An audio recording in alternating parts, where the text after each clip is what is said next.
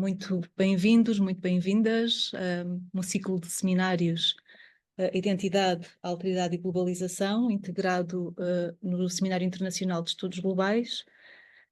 Esta é uma sessão especial subordinada a esta temática das identidades e alteridades, que é apenas a sua segunda edição. É uma sessão muito recente que enquadramos nestes seminários mais alargados.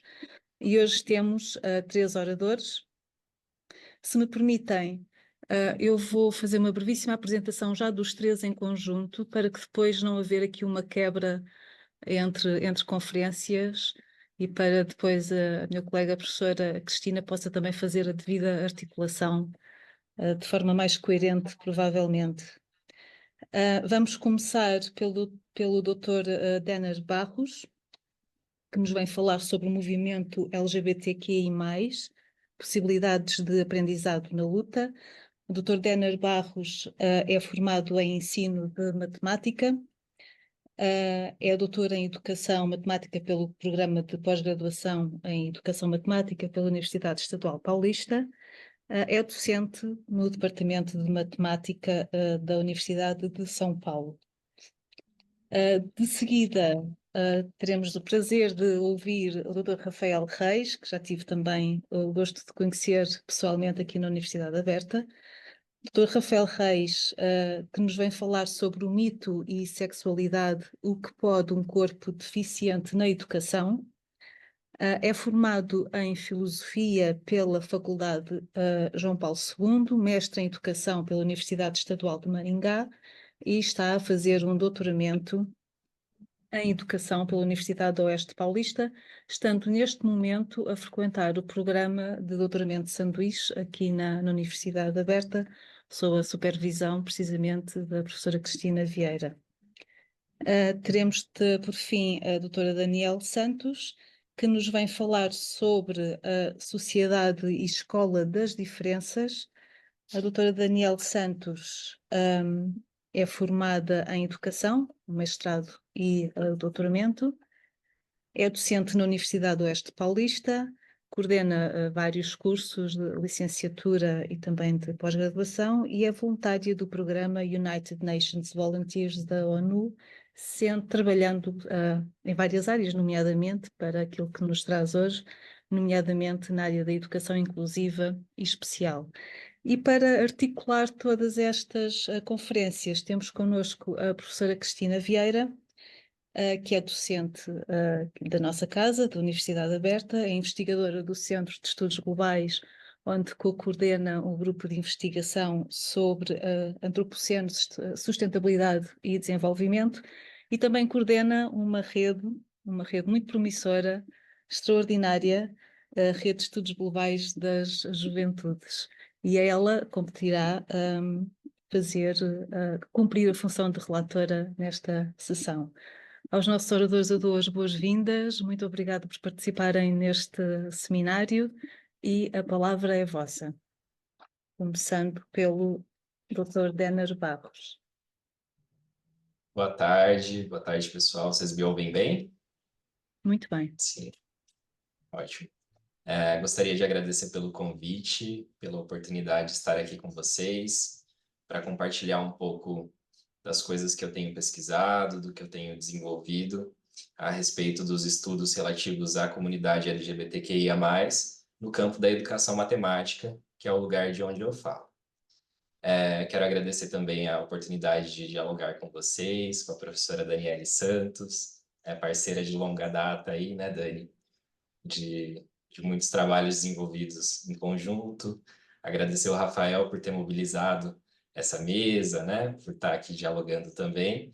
E um prazer conhecer a professora Cristina e ter a oportunidade de estar trocando aqui com ela também nesse momento. Vou compartilhar agora a minha apresentação aqui para vocês. Peço licença. Certo. Vocês estão vendo a apresentação? Sim? Ótimo. Então, eu escolhi o título da minha fala como Movimento LGBTQIA+, possibilidade de aprendizado na luta. São ideias que surgiram durante o meu doutorado, que eu defendi não tem muito tempo, em 2021, e que eu tenho elaborado tanto aqui nas pesquisas que eu tenho feito no Instituto de Ciências Matemáticas e de Computação da Universidade de São Paulo, na qual eu sou docente, e também junto ao grupo Matemática Queer, que é o grupo de estudos de gênero e sexualidades em educação matemática da Universidade Federal do Rio de Janeiro, que eu também faço parte, sou colaborador do programa de pós-graduação em ensino de matemática de lá também. Bom, e de onde parte a minha fala? Parto de uma premissa de que temos compromissos relativos à educação, e um dos compromissos maiores que nós temos é de uma formação crítica, cidadã e reflexiva para uma compreensão e transformação de mundo, assumindo esse papel enquanto docentes e tendo esse como um ideal principal. A gente entra em contradição quando nós pensamos em uma educação pautada em verdades inquestionáveis.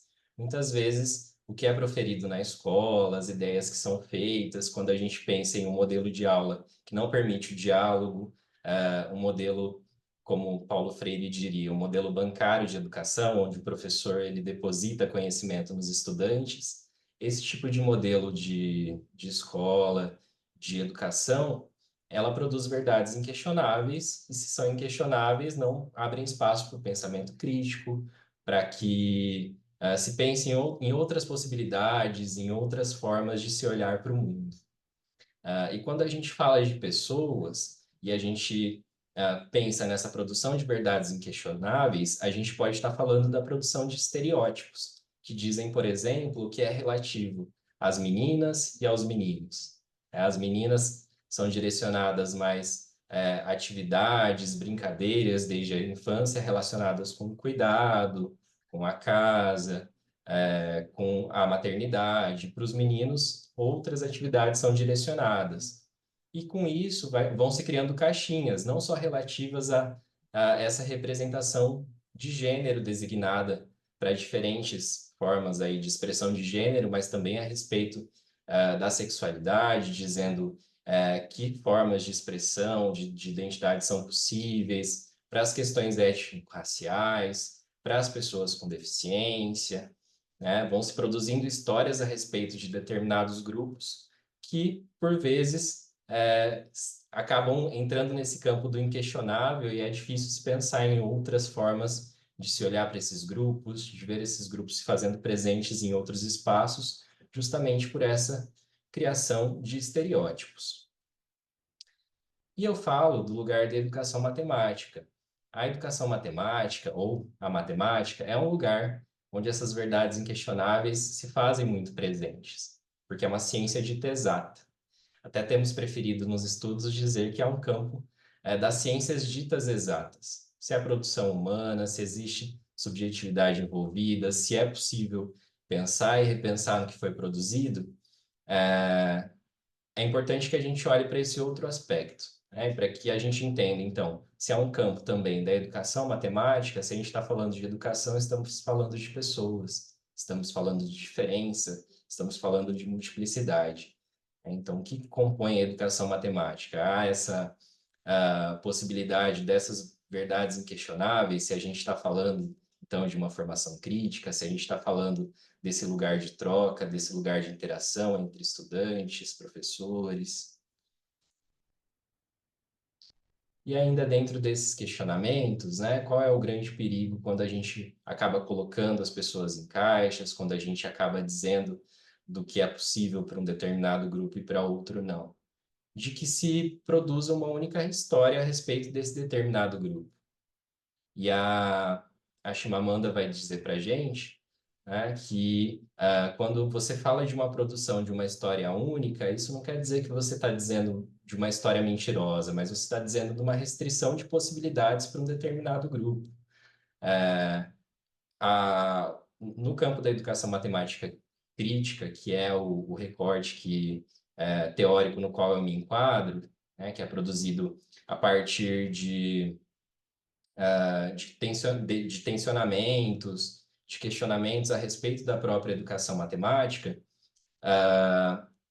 e a gente olha a partir dessa lente de ampliação de possibilidades, existe um conceito que a gente costuma abordar, que é o conceito de foreground, que é olhar para as possibilidades futuras que os estudantes enxergam a partir daquilo que é produzido dentro de aulas de matemática, por exemplo, da visão que esses estudantes têm da matemática.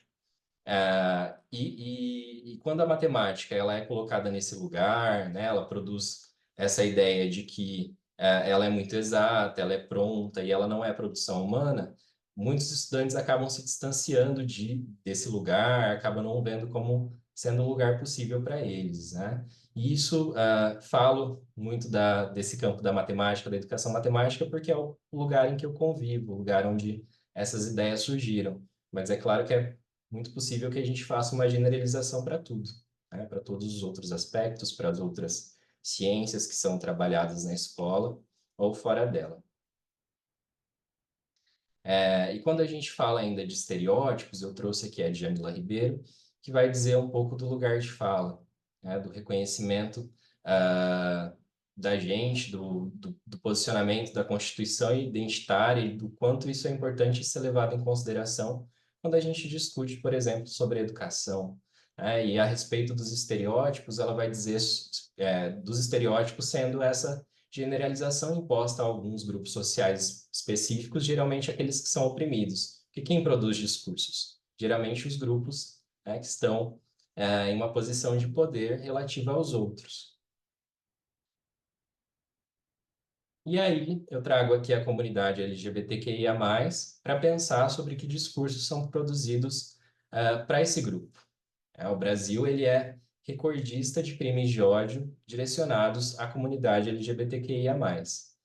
Os números de relatórios de há mais de 30 anos, produzidos, por exemplo, pelo Grupo Gay da Bahia, mostram que o registro ele é muito grande durante todo esse período, né? Aqui nós temos, por exemplo, um dos últimos relatórios mostrando que há uma morte a cada 16 horas, né? E essa é uma história comum, é uma história que é produzida e que não é uma realidade apenas para o Brasil, né? O Brasil ele traz esse tipo de dados, mas se a gente olhar a nível mundo, tem países onde há leis que proíbem, né? Há penas de morte direcionadas às pessoas LGBTQIA+.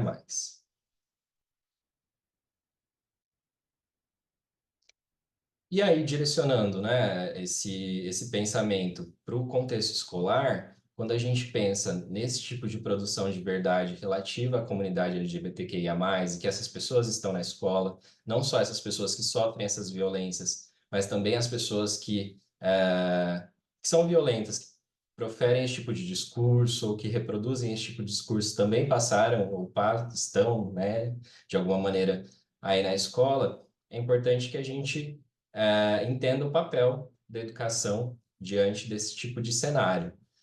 E eu gosto muito dessa citação do Paulo Freire, que ele vem dizer de que a mudança, ela não, ah, que não é suficiente que a gente, claro, acredite que a mudança é possível para que a mudança possa ser possível, mas para que a gente possa transformar de alguma maneira, isso implica como pressuposto que a gente, primeiramente, acredite que mudar é possível, né?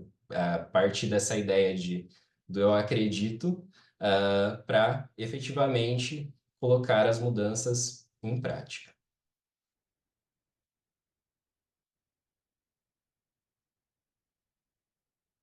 E como a mudança acontece? Através dos movimentos de luta. A mudança ela não é simples. A mudança ela não é simples, não é fácil, ela não acontece de forma passiva, ela vai acontecer de forma ativa, quando os movimentos sociais se articulam, quando as pessoas vão para a rua, quando as pessoas lutam. E aí eu trago aqui, trouxe até no título da minha fala, o conceito da luta ser pedagógica, dos espaços de luta enquanto sendo espaços importantes para que se entenda sobre que mudanças são necessárias e como fazê-las. Então, o que eu fiz na minha tese foi um movimento de ir para um movimento social, para uma casa de acolhimento voltada para pessoas LGBTQIA+, que foram expulsas de casa, que também é um cenário muito comum relativo a esse público.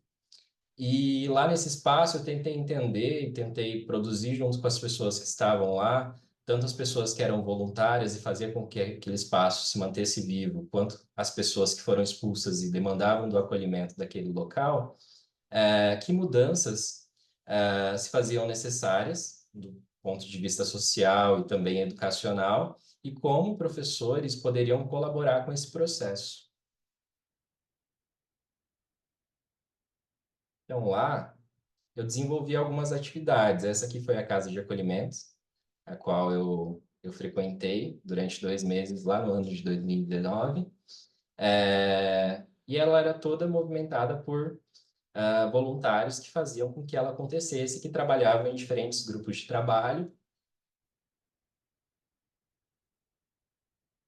E aí, na minha pesquisa, eu vou narrar tudo isso lá na minha tese, eu entrevistei alguns voluntários que trabalhavam lá para tentar entender da relação que eles tinham com a matemática, como que a casa de acolhimento funcionava, todo esse processo de trabalho, dessa necessidade de transformação.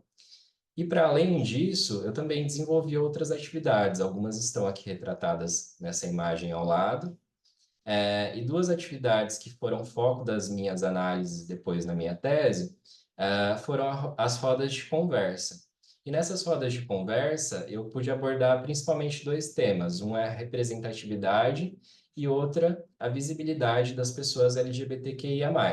E a visibilidade, ela vai estar muito relacionada com essa ideia da produção de histórias. Por quê? Porque a mídia, ela forma opinião, né? Os mecanismos de busca formam opinião.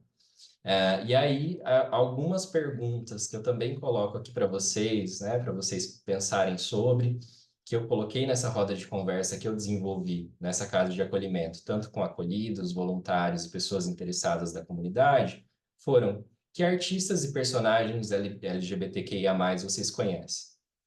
Como são representados nos diferentes espaços, novelas, séries, filmes, games, telejornais e na música? Que papéis eles desempenham? Eles são protagonistas? E agora estamos no momento, né, em que vivemos o mês do orgulho, né? Temos a data do dia 28 como Dia Internacional da Visibilidade do Orgulho LGBTQIA+, relacionado com o que aconteceu na revolta de Stonewall lá em 69. E também coloco aqui, né, para tensionar as nossas discussões, para a gente pensar que tipo de visibilidade é promovida no mês do orgulho, tanto pelas marcas como pela mídia. É uma visibilidade estereotipada? Que histórias são essas que são contadas?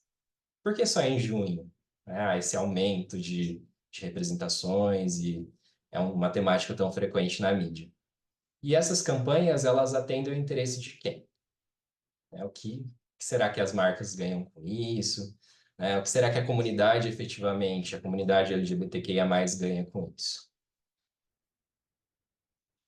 E uma outra atividade também que eu fiz na roda de conversa e que convido vocês a fazerem também é utilizar as ferramentas de busca, como, por exemplo, o Google, que é um dos grandes informadores de opinião, né, um grande oráculo que nós utilizamos para buscar informação.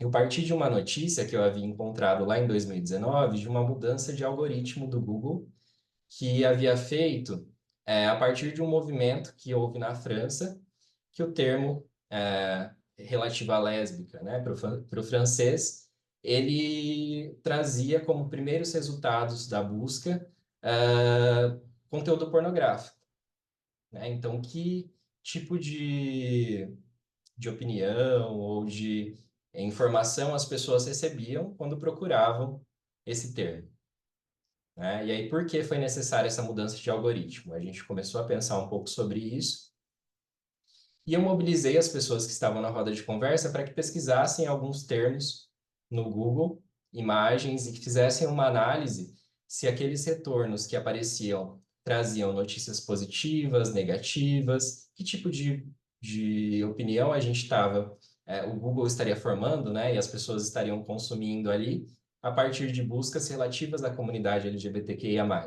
Quando pesquisava o termo travesti, gay, próprio termo lésbica, então, pessoas que queriam saber mais sobre o assunto, pessoas que queriam entender sobre a temática, como elas estavam se informando.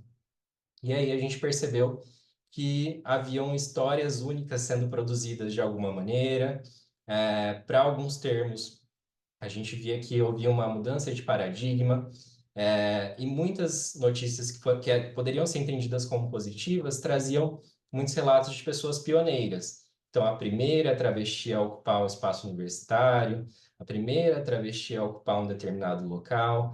Se a gente pensar, né, que em 2019 estavam acontecendo primeiros casos, né, exceções aí a algumas regras, será que essa história é tão positiva assim, ou ela mostra também de uma história de violência e de exclusão a uma população, né? Um anúncio de uma mudança pode ser um anúncio de uma mudança de paradigma, mas também uma denúncia aí de uma violência histórica e de exclusão relativa a uma comunidade.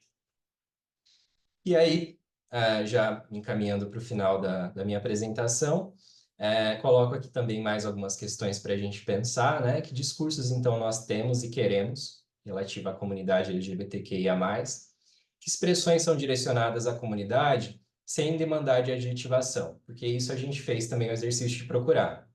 Se a gente procura o termo casal, que imagens aparecem? Eu preciso procurar casal gay, casal lésbico, para que eu possa ter uma representatividade, a presença de um casal gay ou um casal lésbico nos resultados? Família, casamento, né? Porque existe um grupo majoritário que é regra e a exceção precisa ser adjetivada, né? Precisa ser casamento gay e não casamento, né? As relações homoafetivas sempre entendidas enquanto exceção. E é importante a gente ter isso em mente, né? Que essas regras e padrões de normalidade, então, instituem verdades. E aí, como será que isso relaciona e produz a LGBTQIA+ fobia? Como ela se mantém, como há a manutenção desse tipo de preconceito, desse tipo de discurso, e como a gente pode atuar para romper com isso, né? Pensando no lugar de educadores, educadoras. E aí, para finalizar, né, coloco esse compromisso nosso importante do ensinar a partir de uma perspectiva crítica, ensinar os estudantes a pensar sobre essas verdades, questionar, inclusive, a sala de aula, é o principal de professores que estão compromissados com esse fim, né, com aquela ideia que eu trouxe do começo, do compromisso maior relativo à educação, é permitir que o nosso espaço sala de aula, principalmente, seja um espaço onde os alunos possam questionar, inclusive, o que nós falamos, né, que o professor não se coloque nessa posição de detentor do conhecimento, da pessoa que profere só verdades. E aí o Paulo Freire ele faz esse convite para a gente que eu compartilho com vocês, né, de que nós possamos fazer parte dessa marcha dos desempregados, dos injustiçados, dos que protestam contra a impunidade, dos que clamam contra a violência, contra a mentira e o desrespeito à coisa pública. A marcha do sem-teto, do sem-escola, do sem-hospital, dos renegados. A marcha esperançosa dos que sabem que mudar é possível. E é isso. Obrigado. Pronto, então, mais uma vez, agradecer o convite para participar. A primeira vez foi um pouco confuso para mim, por ser também novidade, e agora um pouco mais seguro, sobretudo por eu estar com pessoas queridas aí compartilhando comigo essa discussão, né? Denner, a Dani, e também algumas pessoas do nosso grupo de estudo no Brasil, que eu agradeço bastante a participação de cada uma, de cada um de vocês.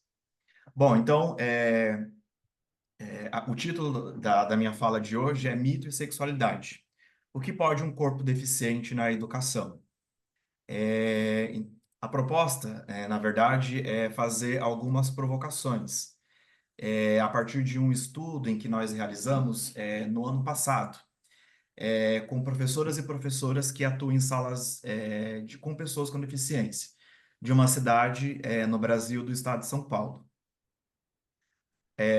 Então, a proposta de fazer esse estudo, ela veio a partir de um workshop no qual a doutora Daniela, ela tinha, não sei se ainda a Dani segue, mas ela tinha como administração isso. E aí eu fui chamado para fazer uma fala a respeito sobre a sexualidade a partir da demanda daquele grupo de professores, no qual possivelmente eles haviam percebido que havia algumas questões, alguns problemas que eles não estavam conseguindo, então, algumas respostas. Então, na possibilidade, eu argumentei com a Dani, dizendo, olha, podemos propor uma coleta de dados e talvez fazer um estudo? E aí deu tudo certo. Então, a gente organizou o estudo, pensamos, né, tratar um estudo que pudesse tanto abordar questões qualitativas quanto também quantitativas. Porque como tinha uma quantidade X de professoras e professores, então a gente pensou que essa quantidade poderia trazer algumas variáveis e que com a qualidade, né, a abordagem qualitativa, a gente conseguiria então fazer uma análise aprofundada em relação a essas respostas. Bom, então, a pergunta provocadora e investigativa desse estudo era saber quais eram as percepções que esse grupo de professoras e professores tinham em relação às questões de sexualidade e de pessoas com deficiência. O grupo no qual a gente coletou esses dados era um grupo de professores e professoras de 22, mais ou menos, da rede de educação básica. E a forma que a gente, então, fez as análises foi a partir de Bardeen, né? Análise de conteúdo. Bom, e aí aqui eu trago para vocês o primeiro quadro de categorias de análise. A partir, então, dos questionários que a gente organizou, que eram 10 perguntas, 9 perguntas fechadas e uma pergunta aberta, a gente organizou, então, em duas categorias, né? Então, uma categoria que estava relacionada à religião e o conhecimento sobre as sexualidades, e uma segunda categoria relacionada à sexualidades, pessoas com deficiências e família. O outro segundo quadro, então, eu trago aqui as respostas da questão aberta, né, que a gente deixou para que as pessoas pudessem, então, manifestar possíveis observações que não tinham sido contempladas com o questionário fechado, assim como também algumas críticas, alguns comentários que pudessem, então, possibilitar outras vertentes de pensamento em relação àquilo que a gente estava propondo.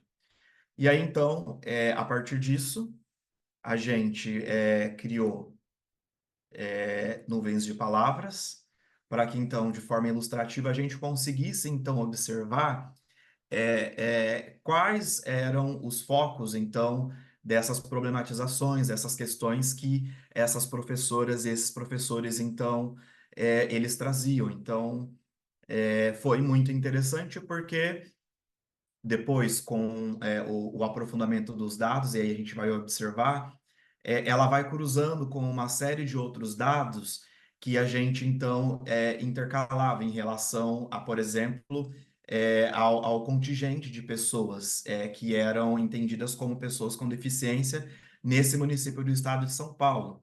Por exemplo, da população, esse grupo correspondia a 5%. Então, a gente observava que a quantidade de pessoas que tinham alguma deficiência nesse contexto era uma quantidade significativa, ou seja, abordar as questões de sexualidade, né, era talvez assim algo importante no sentido de que eram pessoas que estavam ocupando o espaço e que possivelmente poderiam passar por relações talvez de exclusão. Bom, então, na análise da primeira categoria, então, a gente buscou cruzar com os dados do próprio município, o último dado do IBGE, em 2021, no qual trazia algumas quantidades de pessoas que tinham que tinham uma profissão de religião. E aí, então, a primeira pergunta era relacionada a isso, né? Quantas pessoas, né, então, vivenciavam algum tipo de religião, né? E aí, então, as pessoas, a maior parte das pessoas responderam, então, que tinha, né, 72,7% tinha, então, uma pertencimento em relação a alguma religião, e 27,3% responderam que não tinham práticas religiosas, né? Então, aos poucos a gente vai entendendo qual é o sentido de procurar saber, né, a relação da religião com a percepção e o entendimento, e depois, talvez, possíveis práticas, né, sobre o que a religião pode dizer sobre as questões de sexualidade e, sobretudo, dentro desse contexto da pesquisa, que é pensar a sexualidade das pessoas com deficiência. Pronto. E aí, seguindo, né, então, a gente pergunta para essas pessoas se as vivências religiosas que elas tinham, independente de qual denominação religiosa elas seguiam, colaborava com que elas pudessem compreender, então, sobre a sexualidade.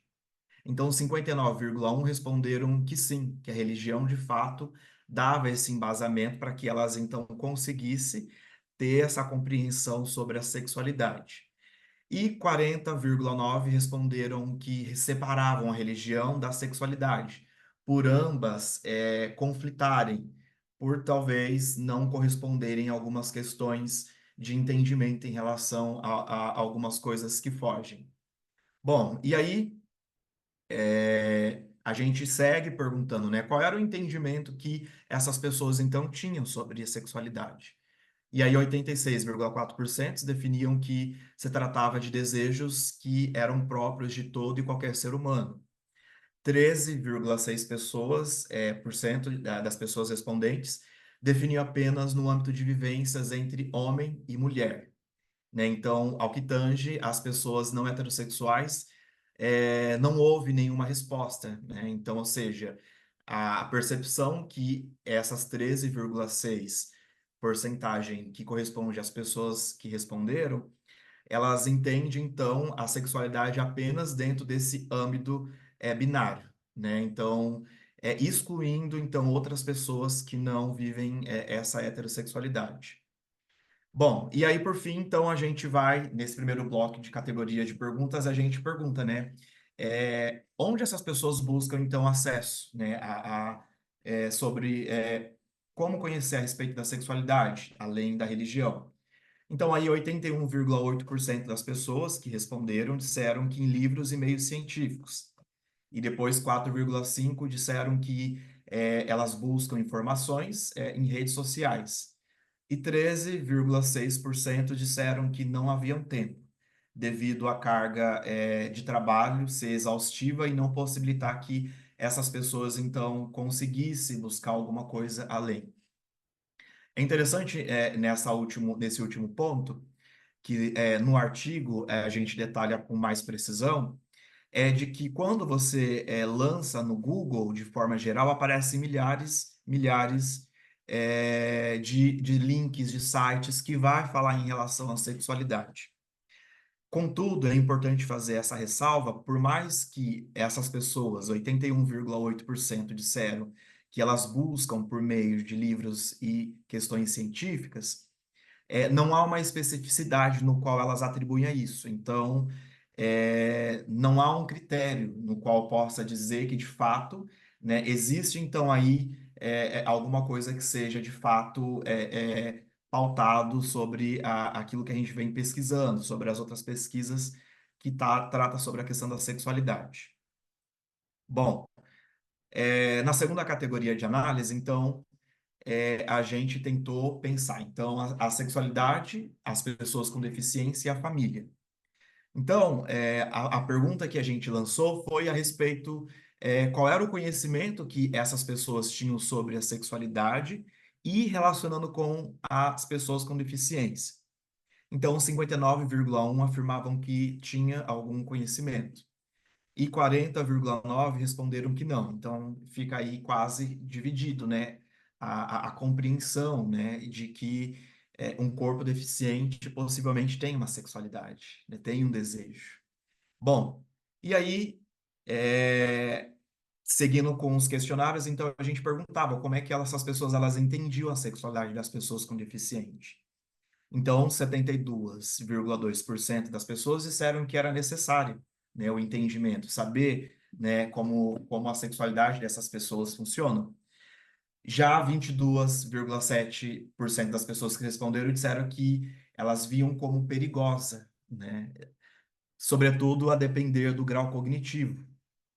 Então, elas entendiam que algumas pessoas que dependendo do seu grau de deficiência ou, né, do contexto no qual ela vive, isso pode ser perigoso, né?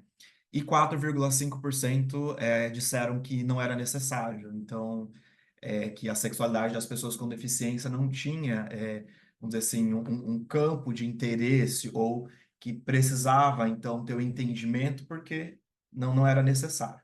Bom, e aí a gente segue, então, propondo pensar, né? Como é que essas pessoas elas avaliam a educação sexual em relação às pessoas com deficiência? E aí 81,8 responde como necessário.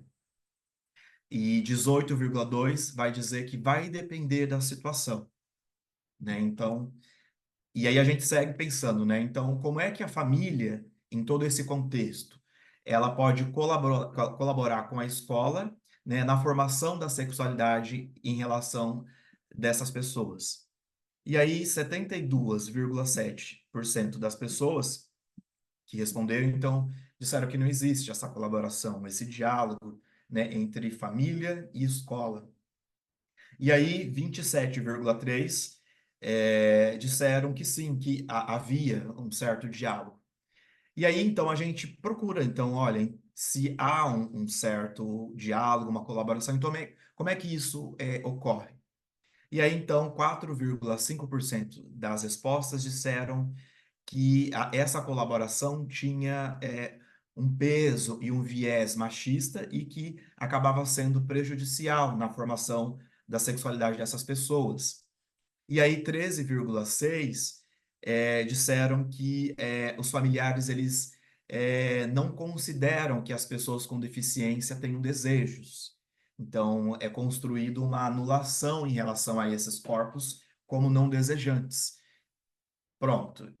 E aí a gente vai seguindo para poder pensar um pouco, né, o campo da discussão no qual a gente fez.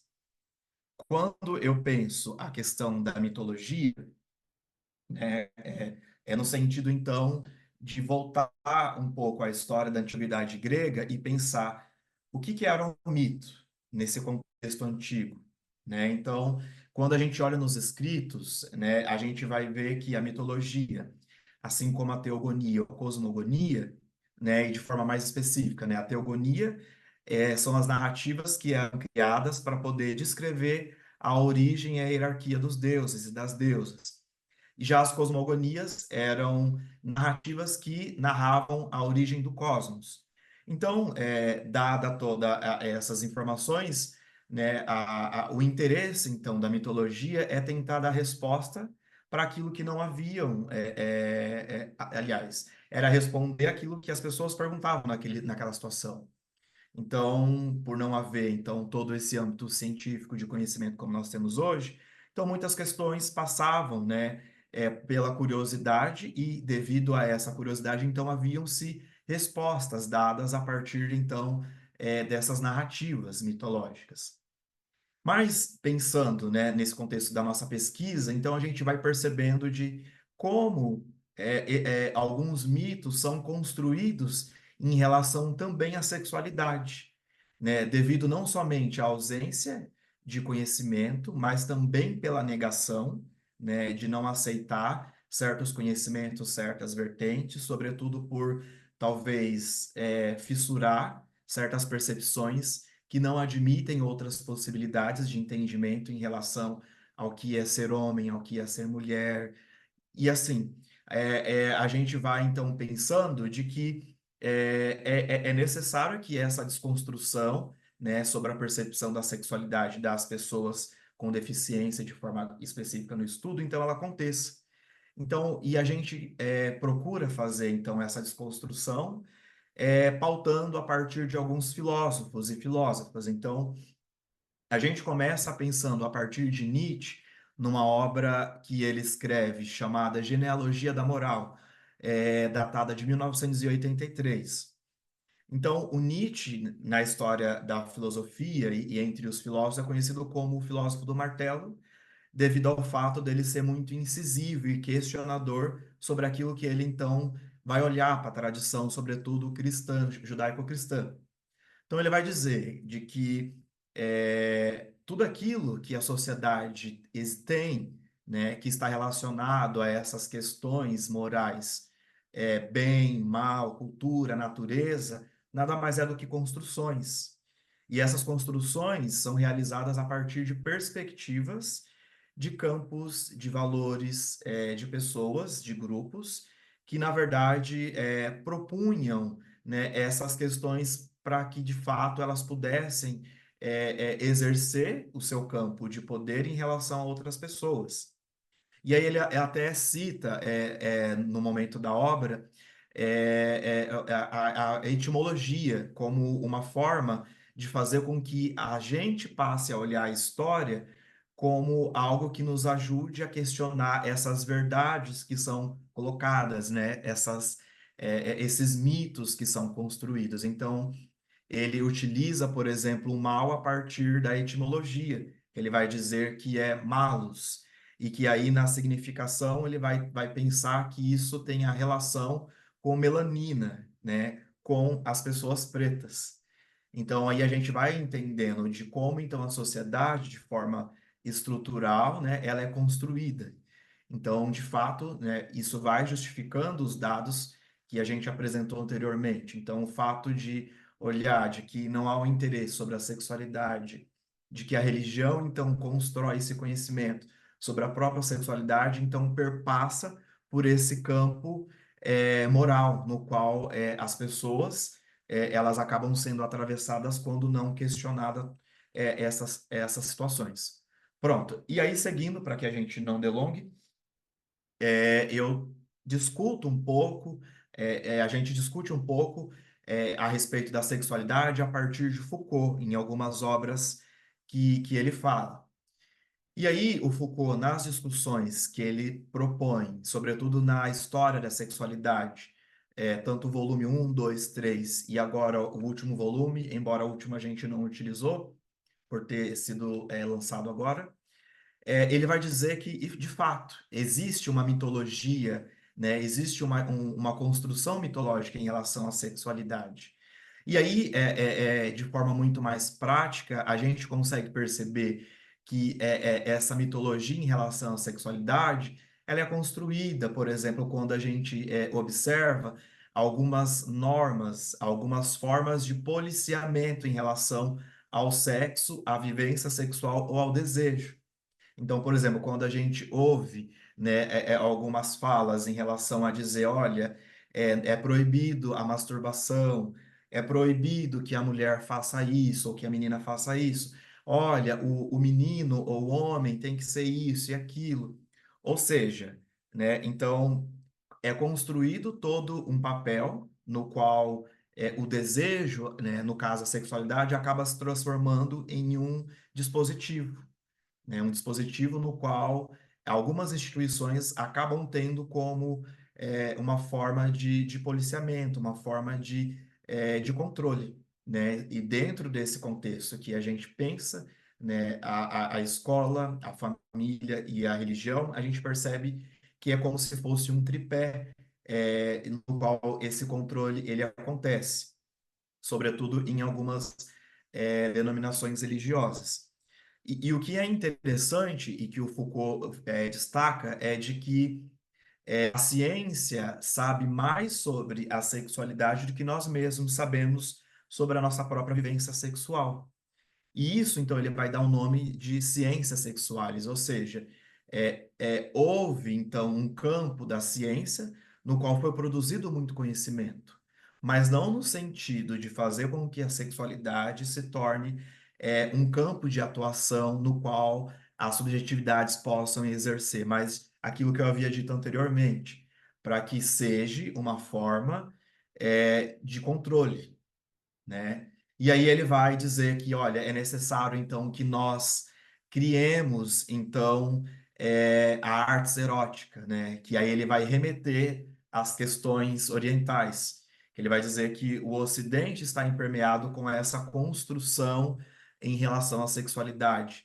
Já a artes erótica seria de fato então essa proposta de vivências em relação aos desejos e a partir dos desejos então nos constitui enquanto sujeitos desejantes e sujeitos e sujeitas de possibilidades, né? Sem haver essa hierarquia, sem haver, agora linkando um pouco com o que o Denner havia dito, essa criação de caixas nos quais é necessário colocar as pessoas, e não somente colocá-las, mas também fechá-las e fazer com que elas fiquem presas ali, né? E presa não no sentido de vivência, mas também de manifestação do desejo daquilo em que elas são.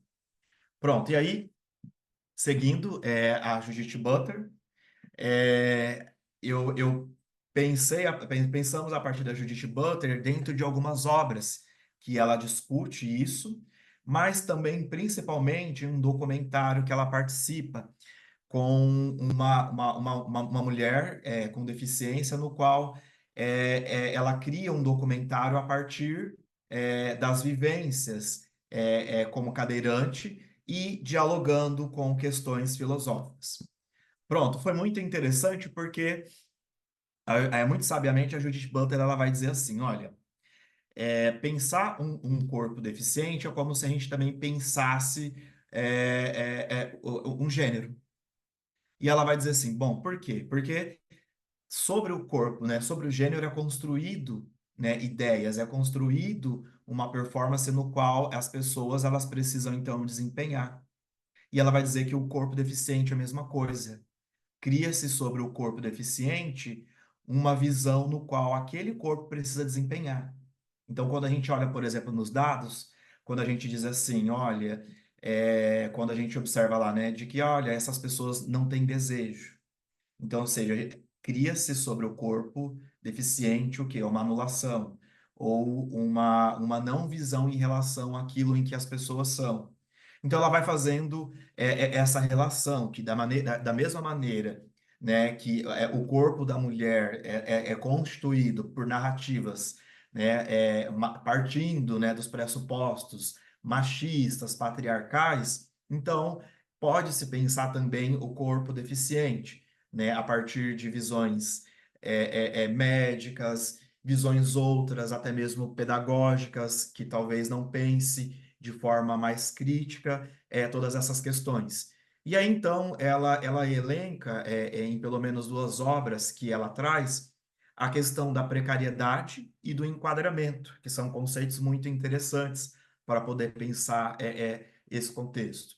Então, a precariedade seria, então, alguns corpos que, por não serem reconhecidos dentro desse âmbito social, eles acabam sendo colocados como precários. Então, nessa situação, o corpo com deficiência é respondido pela Butler como precário, por quê? Porque é anulado o direito, né, de viver sobre a perspectiva do desejo que aquela pessoa tem.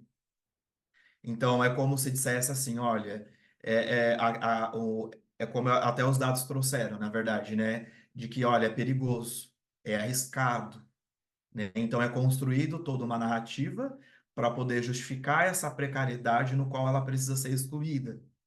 E aí, por outro lado, essa ideia de enquadramento é muito interessante, porque ela dá até um exemplo quando a gente pega o celular e a gente vai fazer uma foto. Eu não sei se vocês já repararam, mas existe uma função no aplicativo de foto que quando a gente vai fazer, existe um quadro cheio de quadrinhos, no qual a gente mira, porque a gente quer alcançar uma determinada imagem. E aí, o que isso representa dentro do pensamento que a Butler está falando e o que eu estou tentando pensar com aqui as pessoas com deficiência? É que as pessoas com deficiências, elas não são enquadradas nesse enquadramento, né? Então, elas ficam excluídas em relação a isso. Então, ela vai dizer que esse enquadramento, ele só tem alvo a pensar, é aquilo que é visto como normal, como saudável, como certo, como aquilo que socialmente ou que alguns grupos têm pressuposto como legítimo ou verdadeiro. Pronto. Então, são alguns elementos para a gente poder pensar, né? E para que eu vá dando seguimento e finalizando, então eu trago alguns dados que a gente vai pensar. Por que que é importante, então, pensar as questões de sexualidades dentro desse contexto, né? A gente acredita que pensar a sexualidade ela tem que ser num vertente geral, amplo, né? Mas dentro dessa fala, dentro desse estudo, pensar as questões de sexualidades para as pessoas com deficiências é muito importante. porque a gente olhando aqui do Brasil, de forma específica, né, alguns dados em relação ao que o Anuário Brasileiro de Segurança trouxe do ano de 2022, é de que o número de pessoas que são estupradas são muito altas, sobretudo as pessoas vulneráveis. E aí a gente vai entender que esse grupo se enquadra como essas pessoas vulneráveis, porque são pessoas que muitas vezes não falam, são pessoas que não têm uma série de meios de comunicar que está sendo então violada, que está sendo violentada, né? E aí a gente pega, por exemplo, a faixa etária das vítimas, então a gente percebe que são pessoas que estão ou que passaram por esse processo, né, educacional, por esse espaço escolar, e que acabam sendo, então, duplamente vulnerabilizadas, não somente por serem crianças, mas também por ter esse marcador, né, em relação à deficiência. E aí, pensando outras interseccionalidades, a gente pode pensar por serem pretas, por serem não heterossexuais e assim por diante, né? E aí, outros estudos que vão cruzando com essas ideias, então, vai dizer que quando a gente negligencia todo esse contexto, né, desses números, desses dados, dos vários estudos que são realizados. Então, a gente colabora para que casos, por exemplo, de exploração sexual, ela acabe se naturalizando, né? Assim como outras questões, né, que tende a querer se naturalizar dentro da sociedade, né? E aí, essas situações, além de serem ruins por si só, ela pode repercutir com outras questões, então, como ansiedade, como depressão e até mesmo levando a casos de suicídios, né, em decorrência a esse contexto de exploração, de estupro e uma série de coisas. E aí, ao lado, eu não sei se vocês conseguem observar bem, eu trago aqui 3 recortes desse ano, inclusive, né, de como, então, a violência voltada às questões de sexualidade, com as pessoas com deficiência, elas são muito presentes. Nós havíamos investigado isso no ano passado. E agora, nesse ano, né, a gente percebe que isso continua muito presente, né? E isso em várias regiões do Brasil, né? E aí, para poder ampliar a discussão, eu achei interessante trazer alguma coisa aqui de Portugal. E aí eu fiquei até um pouco instigado. E até pensei que seria uma proposta, né? Seria uma oportunidade de a gente estender para as demais pessoas que participam, que são daqui, inclusive a Cristina e as demais pessoas, para poder tentar dialogar com algumas informações que eu não sabia que aqui em Portugal existem, então, um movimento de tentar, aliás, que já existe, na verdade, né, de esterilização com as pessoas com deficiência. Né? Eu achei isso assim, eu fiquei muito abismado, né? O Brasil, embora tenha muitos retrocessos, mas nesse nível a gente ainda não chegamos ao fato de entender que uma pessoa com deficiência precisa ser esterilizada.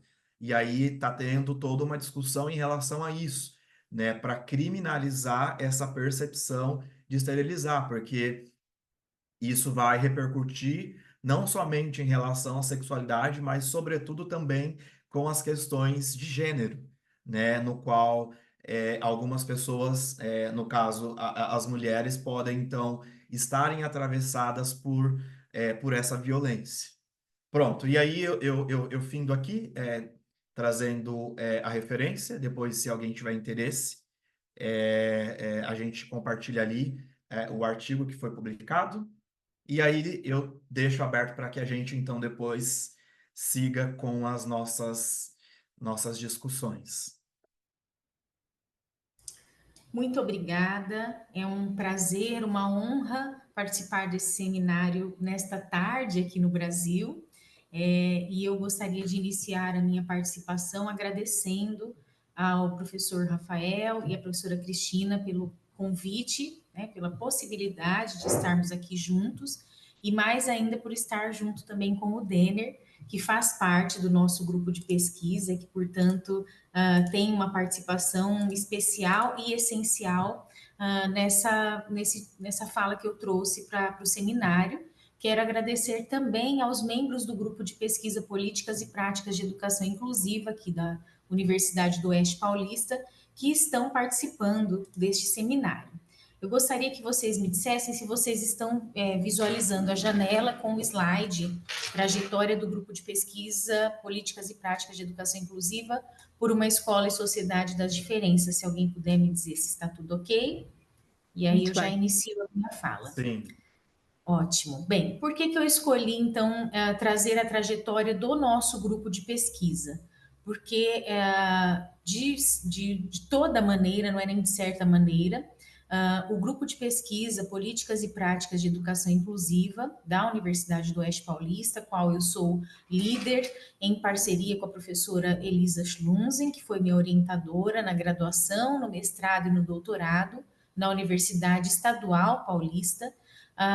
O trabalho do grupo tem sido, ao longo desses poucos anos de existência, poucos, mas muitos, né, olhando para a trajetória, nós já temos um caminho trilhado, o desenvolvimento de pesquisas e muitas propostas, muitas análises de diferentes formas, e aí eu vou colocar aqui para vocês, que vão ao encontro de uma perspectiva por uma escola e sociedade das diferenças, ou seja, convergem para a constituição do nosso repertório epistemológico, do nosso repertório filosófico, do nosso repertório metodológico e, consequentemente, das nossas práticas, ou seja, daquilo que nós estamos propondo em todos esses anos, por meio de pesquisas de iniciação científica, de mestrado e de doutorado, que, de certa maneira, têm reverberado em ações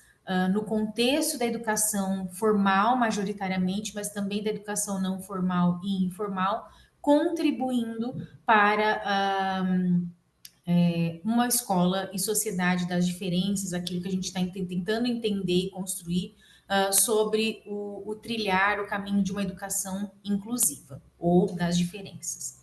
Então, esse grupo de pesquisa, ele nasce em 2017, a partir do momento em que eu, Daniele, passo a constituir o grupo de professores do programa de pós-graduação em educação daqui da universidade em que eu trabalho, como membro titular. Até então eu participava, eu fui contratada pela UnoOeste em 2014, um mês antes de me formar no doutorado, e ao longo desses anos eu fui me aproximando com a pesquisa e com a pós-graduação e participava do programa enquanto colaboradora.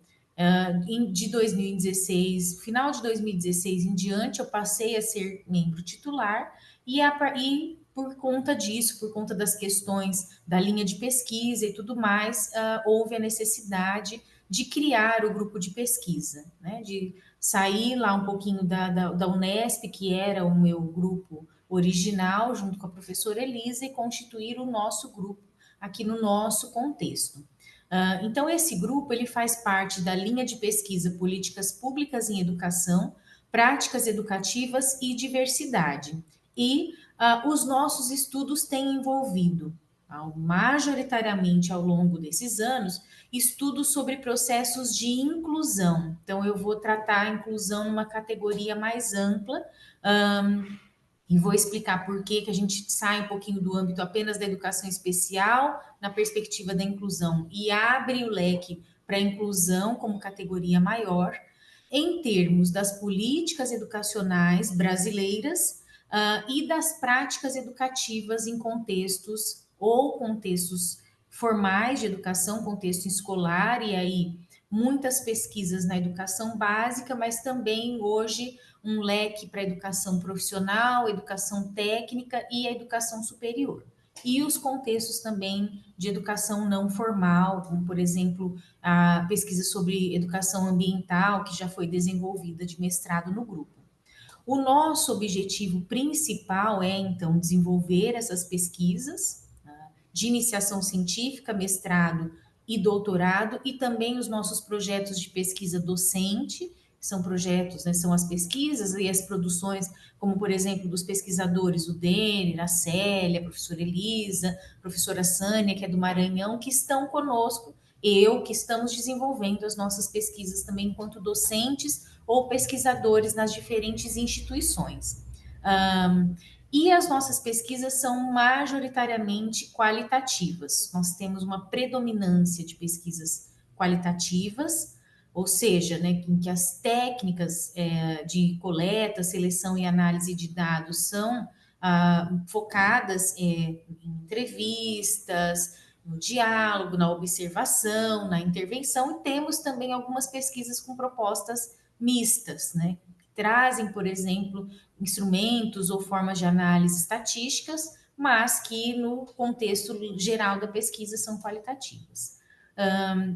Os nossos estudos são permeados bastante por pesquisa documental. Nós temos várias pesquisas que têm análises documentais bastante eficientes e robustas, entrevistas, observação participante e análise de práticas. Como a gente tem muito forte em processos formativos, inclusivos, como eu vou mostrar, nós temos várias pesquisas direcionadas à análise das práticas, efetivamente. Então, nós já tivemos, por exemplo, pesquisas que se direcionaram para a tematização da prática, que é uma proposta, né, uma categoria de metodologia de pesquisa, autoscopia, técnica da autoscopia, e outros que foram mais, então, vinculados a essa questão de olhar para a prática, né? Nós temos 4 linhas de pesquisa, originalmente pensadas diante do desenho que nós tínhamos de pesquisadores e discentes.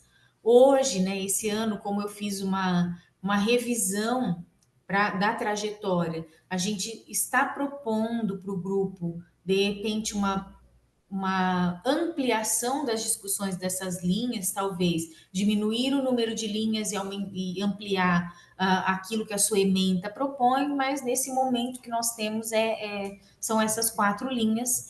A linha de educação e autismo, ela foi criada devido ao fato de nós termos muitos orientandos, muitos discentes interessados pela temática do espectro do autismo, e em específico dos estudantes né, ou seja, da pessoa com TEA, e também a professora Zizi Trevisan, que esteve conosco vários anos e era, inclusive, também responsável pelo grupo, que tinha como objeto de estudo o autismo. Então, nesta linha, os estudos vinculados a essa linha analisam os aspectos inerentes ou à educação, de uma maneira geral, ou a formação de professores, ou a legislação voltada aos estudantes com espectro do autismo.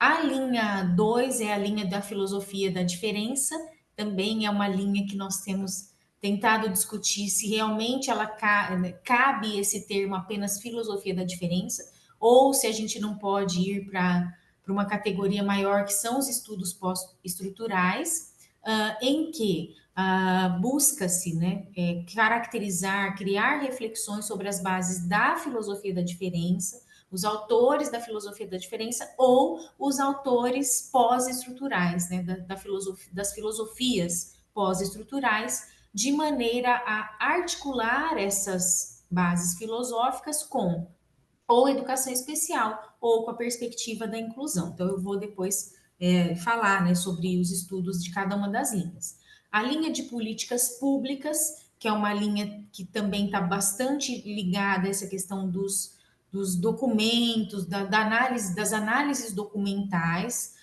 e em que a gente busca a análise das políticas nacionais e internacionais, ou seja, brasileira e de outros países, majoritariamente do Brasil, que preconizam as bases de uma educação inclusiva.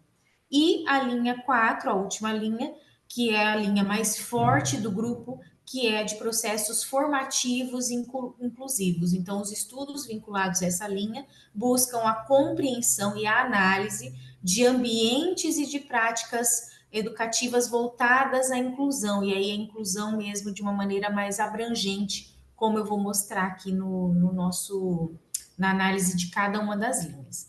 Então, esse gráfico, ele permite a gente entender como é que as pessoas, como é que os pesquisadores estão vinculados a esses diferentes estudos que o grupo propõe. Então, nós temos aqui uma predominância quantitativa na linha de processos formativos e inclusivos, tanto de pesquisadores quanto dos estudantes de pós-graduação, né, ou de graduação, e também na linha de educação e autismo nós temos um maior número de estudantes e apenas uma docente vinculada, tá? E a linha de filosofia da diferença ou de pós-estrutural, a gente ainda está revendo isso, também é a linha que tem menos pessoas vinculadas, embora seja uma linha forte no sentido das propostas de estudos que o grupo tem, que o grupo de pesquisa tem, tá? Então, olhando para os estudos que compõem essas linhas em educação e autismo, nós temos aqui no ano de 2023, acho que é interessante também fazer esse recorte, eu olhei só para o que estava sendo desenvolvido em 2023, 4 pesquisas de mestrado, inclusive a Cíntia está aí, né, Cíntia, que finalizou o mestrado e agora já ingressou no doutorado, que se comprometem com o estudo sobre TEA. Nos anos iniciais, quase todas as 3 pesquisas, as 3 primeiras pesquisas que eu estou projetando aqui, e a Cíntia que fez uma análise a partir das políticas educacionais e principalmente das portarias normativas específicas de autismo que o Brasil tem. E também interessante que os estudos da Rosana e da Solange, a Rosana faz o mestrado profissional em educação inclusiva, que é um mestrado em rede, e que é hoje, segundo o professor Klaus, um modelo de mestrados profissionais aqui no Brasil, muito profícuo mesmo. A Rosana está desenvolvendo uma plataforma digital com orientações a partir dos princípios do desenho universal para aprendizagem, para incluir estudantes com TEA nos anos iniciais. E a Solange está construindo essas orientações, essas propostas, a partir de uma análise autobiográfica. Então, a Solange estuda as próprias práticas dela com estudantes autistas, cria as propostas pedagógicas e elas são validadas na pesquisa da Rosana. Então, são pesquisas também que se articulam, multi ou interdisciplinares. E a Aline, que já concluiu também a pesquisa dela lá na Unesp. Uma breve análise por nuvem de palavras, ou seja, uma análise não tão profunda a respeito dos temas que essas pesquisas da linha trazem, mostra a predominância, então, das plataformas, ou seja, da vinculação que nós temos também com tecnologia digital. Então, os estudos do nosso grupo, vários deles a gente observa nas diferentes linhas de pesquisa, articula, por exemplo, a questão da educação à distância, da educação digital, da educação híbrida ou de plataformas digitais, e isso tem muito a ver com a nossa própria origem, quer dizer, eu venho do grupo de pesquisa da professora Elisa, lá da Unesp, que estava sempre problematizando isso, então isso veio para o nosso grupo. Tá? E sempre buscando também, acho que é importante a palavra inclusão destacada, porque ela mostra que há uma predominância sobre a questão do TEA, porém na perspectiva da inclusão, ou seja, sempre pensando sobre esse ser, sobre a pessoa com autismo, numa perspectiva inclusiva, ou seja, num grupo, numa perspectiva das diferenças, na sua composição social e escolar, junto com os outros, né, junto com todas as outras crianças. Na linha de filosofia da diferença, eu estou caracterizando já como abrindo esse leque para os estudos pós-estruturais, e nós temos 2 pesquisas de doutorado muito preciosas e muito importantes para a nossa construção de uma escola das diferenças. Então, nós vamos ter a Jucimara, que está trabalhando com o cinema experimental. A Ju agora alterou um pouco essa rota da surdez e foi também para o espectro do autismo, e ela está fazendo ela está vinculando a produção de cinema experimental com uma criança com espectro autista para discutir estética e devires, com base no Deleuze e Guattari. Então, é uma pesquisa bastante interessante. A Jucimara tem alguns textos já escritos, um artigo quase para ser publicado junto, em parceria com o Rafael, que nos levam, né, a essa discussão mais ampla sobre devires, sobre educação estética, ou seja, trazendo mesmo as bases filosóficas. E o Rafael, que vocês conhecem, que está estudando as percepções das pessoas soropositivas sobre a sua né, sobre a sua educação formal, buscando aí uma análise para além dos muros do preconceito. O estudo do Rafael é um estudo que pode ser considerado por nós como um estudo misto, ele está trazendo instrumentos de coleta e análise de dados quantitativos também, técnicas estatísticas, e também traz aí o diálogo com as pessoas soropositivas a partir das entrevistas que ele fez, entrevistas narrativas. E aqui também nós temos a colaboração significativa de 2 super pesquisadores que são da educação matemática inclusiva, e aí eu destaco as produções do Denner, né, que ele acabou de apresentar, então não preciso explicar isso, mas é essa discussão sobre as comunidades LGBTQ e aí a questão da educação matemática permeando todos esses aspectos. E a Célia, que tem também contribuído muito com as nossas discussões, e aí eu peguei um artigo dela recente, que é uma conversa sobre insubordinação criativa com Celi Lopes, como não lembrar daqueles colegas responsavelmente subversivos e ousados. Então, são, de novo, diálogos mais abertos, mais amplos, com caráter mais filosófico do que necessariamente pragmático, que vem, então, para nos ajudar a estruturar a nossa concepção sobre educação inclusiva e diferenças.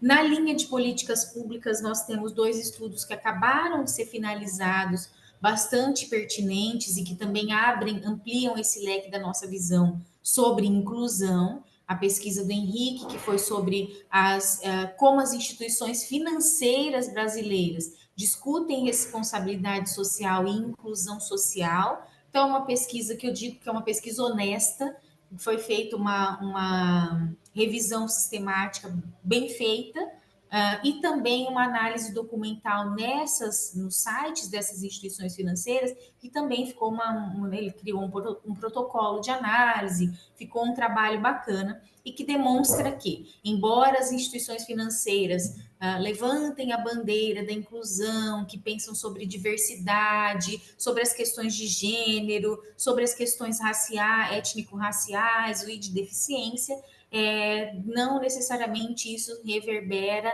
na prática dessas instituições. Então, ele faz essa análise. E a Paula, que terminou a sua pesquisa de doutorado sobre uma política de alfabetização brasileira que teve descontinuidade nos últimos 2 governos federais, mas que tem uma relevância significativa do ponto de vista dos princípios freirianos sobre a alfabetização, que é o PNAEC, e aí ela vai estudar as repercussões dessa política aqui na rede municipal de Presidente Prudente, e ela vai então criar também narrativas com os professores alfabetizadores, que ficaram muito bacanas, narrativas digitais, que foi na época da pandemia que ela começou, e de isolamento social, e eles então vão contar suas trajetórias formativas, como é que eles concebem a alfabetização enquanto um mecanismo de inclusão social. A pesquisa ficou bem bonita também, tá? E nos processos formativos inclusivos, aí nós vamos ter uma diversidade de estudos. Nós temos a Graciele, que está estudando sobre a avaliação por competências numa instituição de educação técnica, majoritariamente. A Juliana, que escreveu um artigo, publicou um artigo muito bacana sobre as escolas democráticas. Então, a Ju fez um estudo de caso muito interessante. Ela visitou escolas denominadas democráticas. Vocês podem pensar, mas a escola pública ela não é democrática? E a gente busca os princípios filosóficos de uma escola democrática. Ela visita essas escolas e faz uma análise, desde a proposta pedagógica da escola até as práticas desenvolvidas naquele contexto. estudos sobre tecnologia assistiva, sobre plataformas educacionais digitais. Aí nós temos a pesquisa da Rosana, de doutorado, que acabou de ser qualificada, uma pesquisa muito interessante sobre indicadores para políticas de formação docente inclusivas. Então, a Rosana trabalha numa proposta interventiva colaborativa com gestores de educação básica para buscar meios de melhorar as diretrizes de formação inicial e de formação continuada de professores. É bem legal. E a Isabela, a Isa acho que está aí também, propondo uma pesquisa sobre um ecossistema inclusivo. Então, a Isabela ela vai conceitualmente beber da fonte do Edgar Morin, ela traz o pensamento ecossistêmico e também da Maria Cândida Moraes, para poder explicar como é que funciona o processo de inclusão de estudantes com público-alvo da educação especial na universidade. E aí a Isa também se compromete com o estudo de caso, ou seja, um ou dois estudantes que estão matriculados aqui na universidade e como que funciona, então, esse ecossistema que dá suporte à sua inclusão. E o estudo da Fernanda também já finalizado em 2023, que ela trabalhou com a autoscopia, que é uma técnica super interessante, em que os professores, eles filmam as suas aulas e depois eles fazem um debate sobre as aulas para poder estruturar categorias de práticas inclusivas ou excludentes. Então, ficou uma pesquisa também de doutorado bem bacana, tá? E tem outras que aí tem as pesquisas de 2024 iniciadas, outra que nós vamos começar agora de plataformas educacionais também, e que vão ao encontro aí de um diálogo efetivamente com a escola. Então, por isso também que a gente traz essa questão da escola como um eixo importante para que as nossas concepções sobre uma educação das diferenças, não para as diferenças, mas das diferenças, seja possível. Então, nós temos, né, aqui no centro das palavras a escola e os processos formativos aqui vinculados aos docentes, a concepção de inclusão, a questão da tecnologia e a questão da diversidade, que aparece bastante. Então, em linhas gerais, né, os elementos presentes nas nossas pesquisas têm levado a 5 eixos aqui que resumem a nossa produção de conhecimento. Então, a questão das tecnologias digitais é muito importante, o foco nos processos formativos na escola. Então, nós temos pesquisas fora da escola, mas majoritariamente na escola e mais especificamente ainda na educação básica, anos iniciais, isso é muito frequente no nosso grupo. E a questão do pós-estruturalismo, da filosofia da diferença, das políticas públicas que balizam as análises documentais, as propostas interventivas. A nossa predominância são estudos qualitativos de base fenomenológica. Nós não temos hoje nenhum membro do nosso grupo, por exemplo, trabalhando com materialismo histórico dialético ou mesmo com uma proposta positivista, tá? Ou pós-estruturais, que aí são essas aberturas que nós estamos fazendo, nos aventurando a fazer, porque é muito difícil, né? Não existe um pós-estruturalismo, são muitos, então a gente tem tentado melhorar a nossa concepção de pós-estruturalismo, inclusive para poder dar aporte para as pesquisas. E a nossa discussão muito frequente sobre diversidade e diferença, né?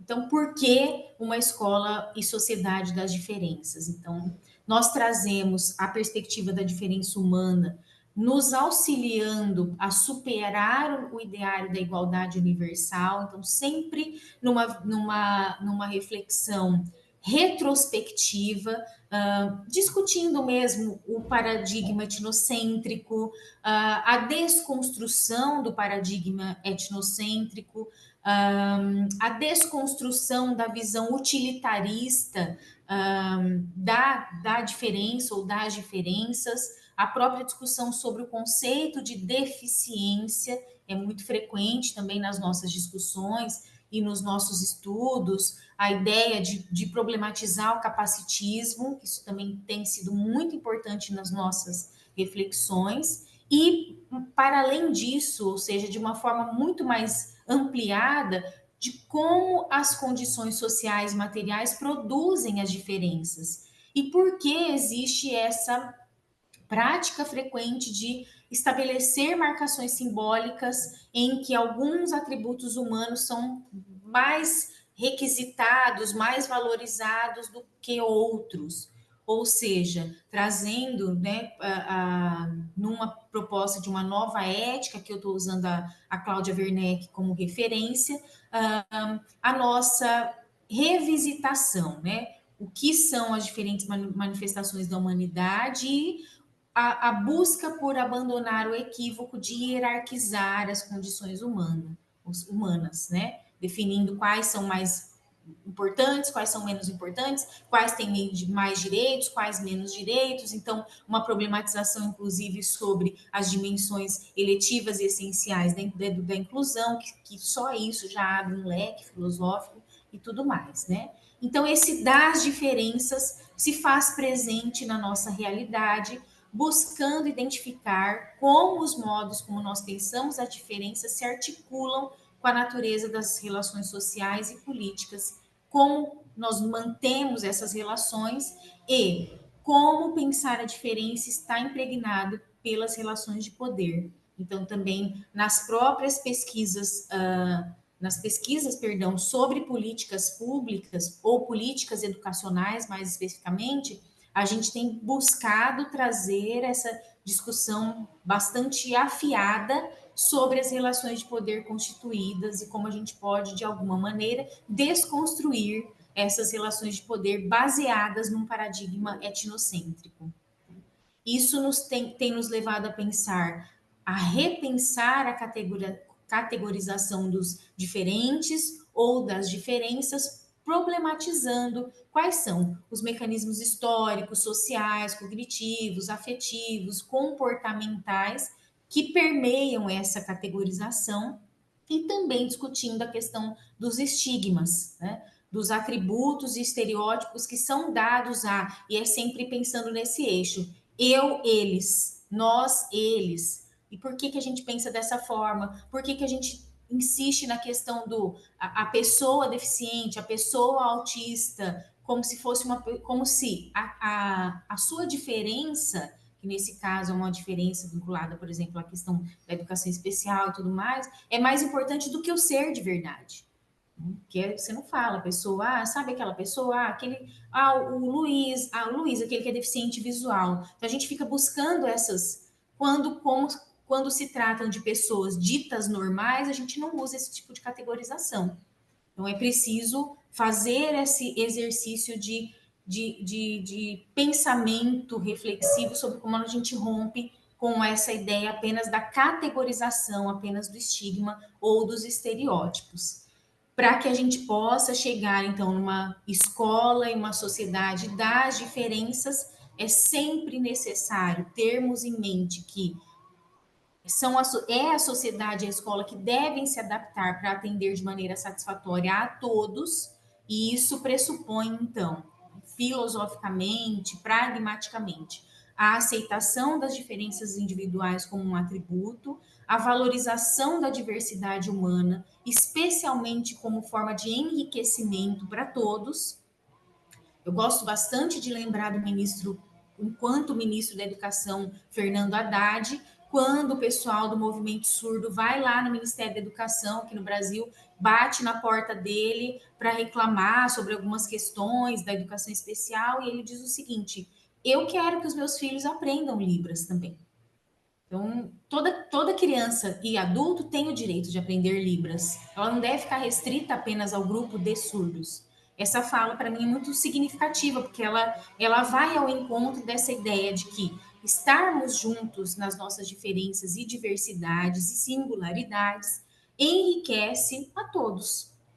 Além da questão dos direitos, né, de pertencer, de não ficar de fora, da própria discussão sobre a palavra inclusão, e o igual valor das minorias, que está vinculado a essa questão da valorização da diversidade, a nossa problematização sobre o que é minoria, isso também precisa ser tudo trazido para o bojo das nossas da nossa busca por uma sociedade, uma educação, escola das diferenças.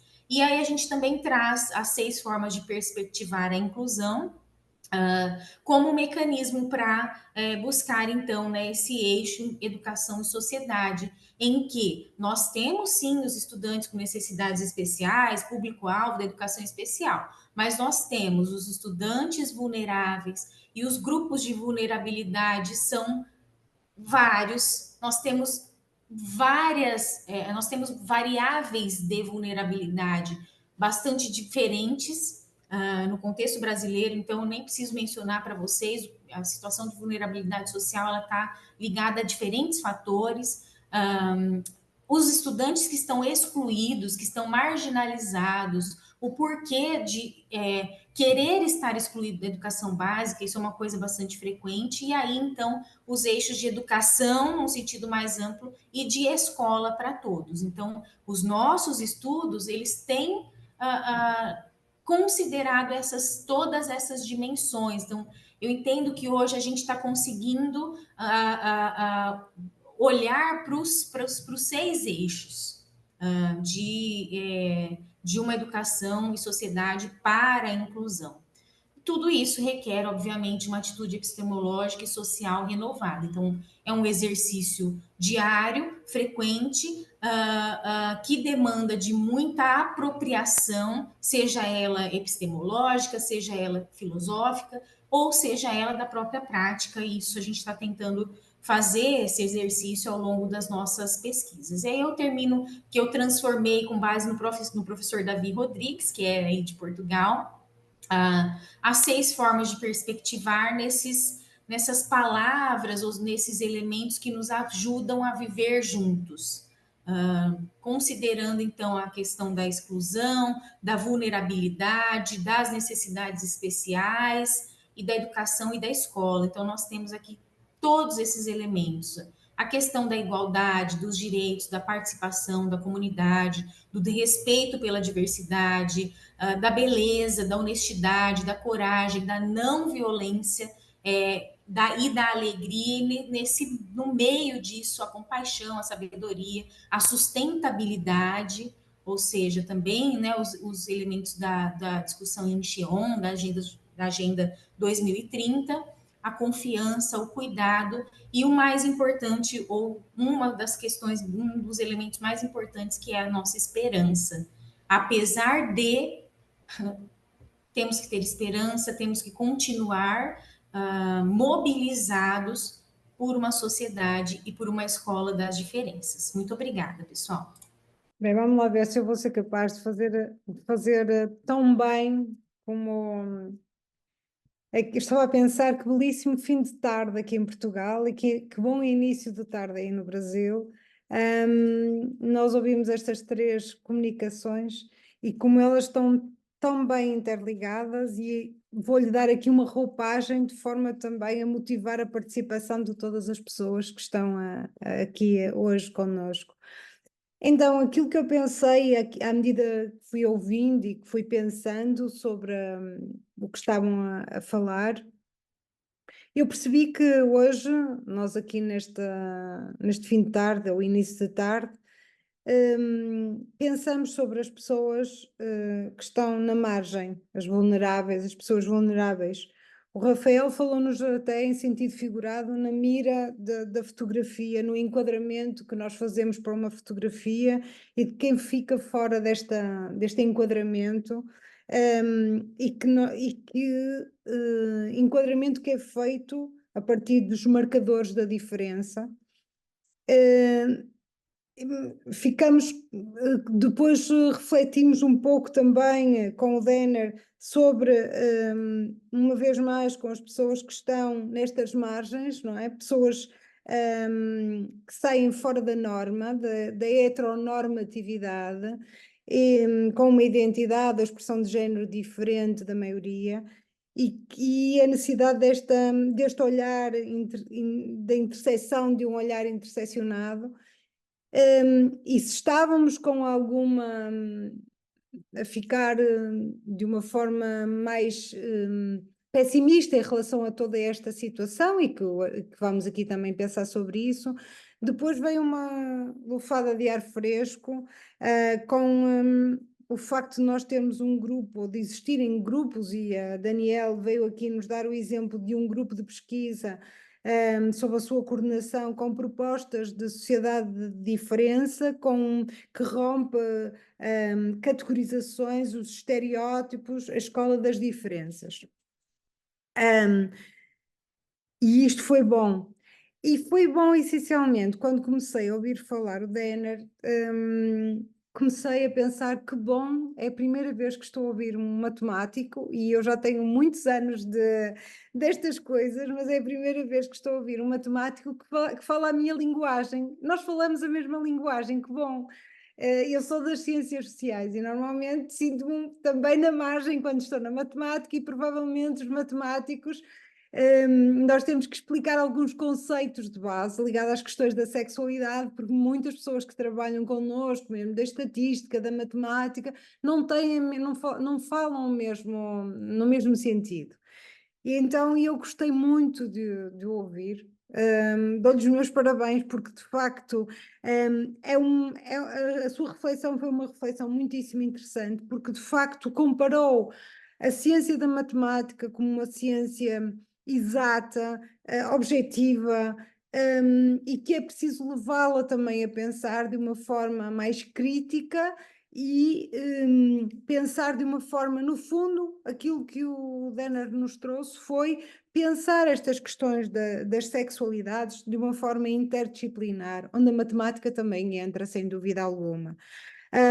Falou-se da complexidade da educação, da necessidade de abrir para o espaço crítico, de romper com a classificação em caixinhas, não é? E em que o Rafael até falou, uma vez mais, num sentido figurado, de umas caixinhas que são fechadas, e eu acrescento que são imóveis, portanto, não são no aspecto que é um sociólogo que nos fala sobre a sociedade líquida, não é? Mas aqui é uma sociedade muito sólida, em que as pessoas até são líquidas em muitas formas de pensar, em diferentes contextos e diferentes assuntos, mas no que trata à sexualidade ainda estamos muito rígidos e muito sólidos, portanto estamos muito em caixas fechadas e imóveis. Falou-se também no facto da matemática ter verdades inquestionáveis, e a necessidade de nós pensarmos, neste caso, transpor isto para a questão da sexualidade uma vez mais, e vermos a mulher muito relacionada com o cuidado e os homens de uma forma mais racional, e por isso muitas vezes não se incute. O Denner não falou isto diretamente, mas indiretamente falou sobre isto, ou seja, afasta-se também as mulheres, e isto seria uma nova discussão, do acesso a serem matemáticas, engenheiras, portanto aqui a questão das profissões mais ligadas ao cuidado e ao social, mais ligadas às mulheres e aos homens, a tal dois mundos entre o rosa e o azul, que depois se reflete numa vida maior. E divide-nos o mundo em dois, e de facto a necessidade de uma pluralidade na questão da identidade, da orientação sexual, que são muitas vezes negadas, e a necessidade desta... o seu título tinha mudança e movimento, e eu acho que é mesmo isto que é, usando esta figura, é mesmo isto que é preciso, é a mudança, e a mudança só se faz a partir de movimentos, dos movimentos que trouxe aqui e que nós continuamos a ter que fazer, independentemente, porque o que está na base de toda esta discussão é uma discussão dos direitos humanos, e aqui também as pessoas com deficiência sentem a mesma situação de margem, são de alguma forma menorizadas nas suas opções, e há os outros que tomam a decisão pelas pessoas com deficiência, menorizando-as, como eu estava a dizer, não é?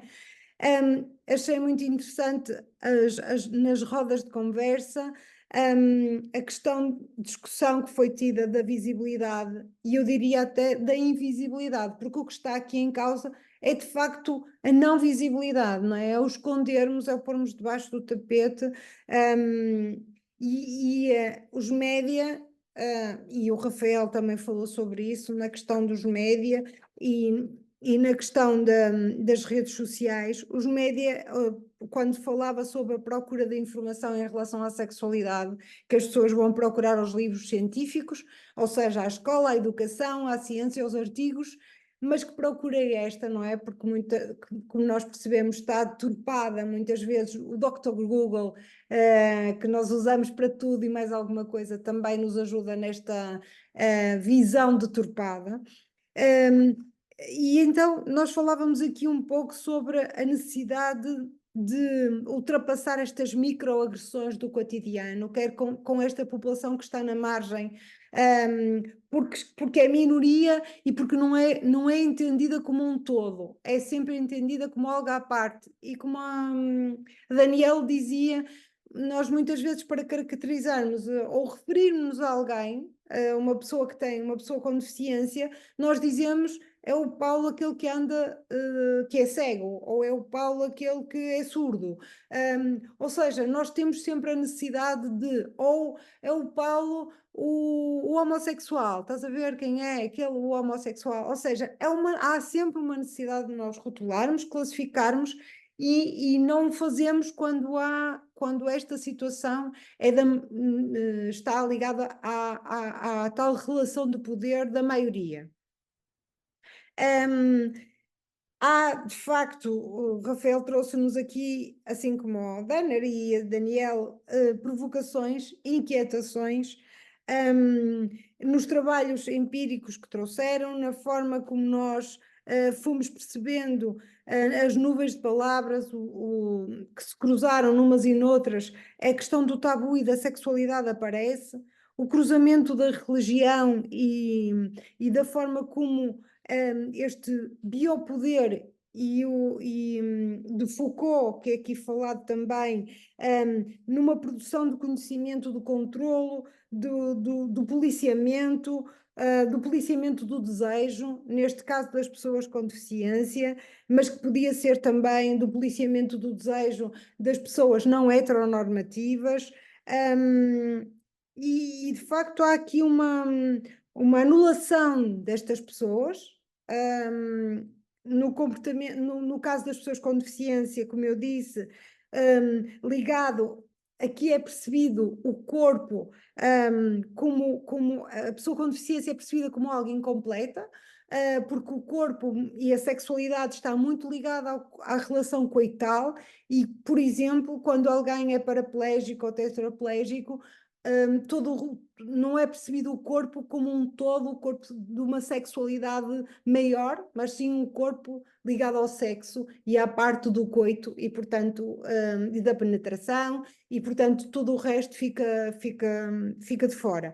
E por isso entende-se que as pessoas não são de facto, as pessoas com deficiência não são de facto, é tal aquilo que a Butler dizia, a precariedade do comportamento de uma pessoa com deficiência, anulando o seu direito de viver. E toda esta construção desta narrativa de uma pessoa menor, não é? Quer seja pessoa LGBTQIA+, quer seja pessoa com deficiência, são sempre pessoas menores.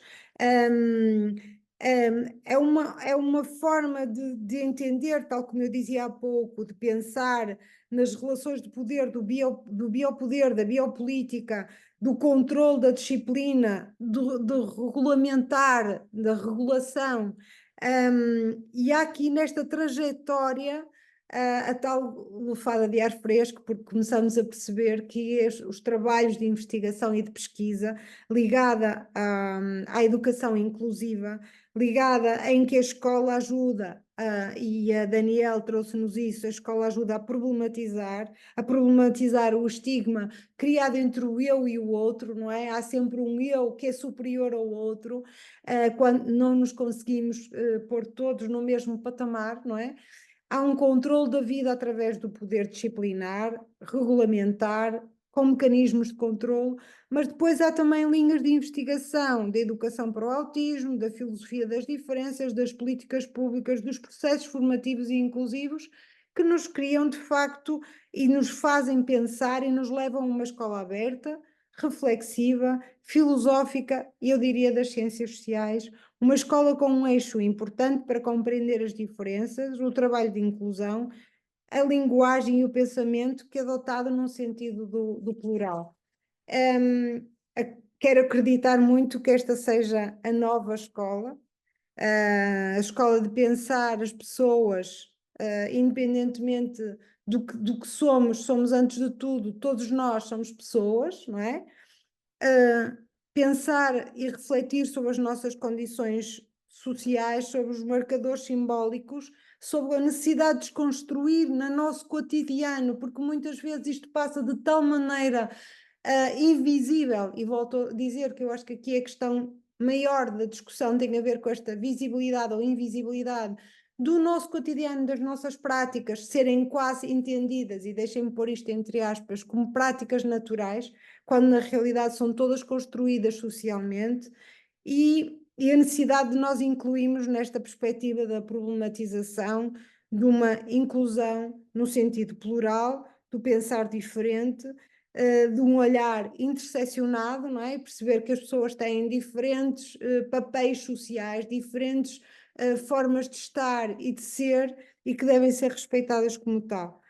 Bom, e acabo, como comecei, com a expectativa de que de facto isto seja uma discussão de esperança, não é? Otimista, dentro do quadro que é sério e muitas vezes com uma visão realista, num realista negativo, não é?